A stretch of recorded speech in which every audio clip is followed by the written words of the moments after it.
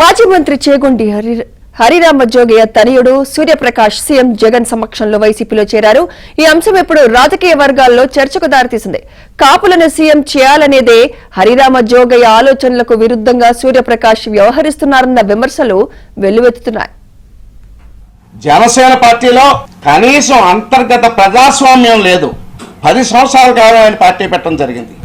ఈ రోజు పార్టీ పెట్టి కనీసం ఈ రోజు బూత్ కమిటీలు వేసే ప్రయత్నాలను ఏ రోజు కూడా చేయలే. కనీసం ఒక 100 నియోజకవర్గాల్లో సరైన ఇన్ఛార్జీలు నియమించుకునే అవకాశం ఉన్నా కూడా ఏ రోజు కూడా ప్రయత్నం చేయలే.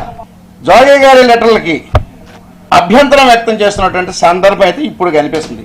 ఆ రోజు పనికొచ్చినటువంటి సలహాలు, సూచనలు, అవసరాలు ఈ రోజు ఎందుకు వెగటగా అనిపిస్తున్నాయని నేను ప్రశ్నిస్తున్నాను పవన్ కళ్యాణ్ గారిని. ఏమన్నా వైఎస్ఆర్సీపీ కోవట్గా ఉన్నారా, లేకపోతే ఇంక వేరే పార్టీకి ఏమైనా కోవట్గా ఉన్నారా? మీ మంచి కోసమే కదా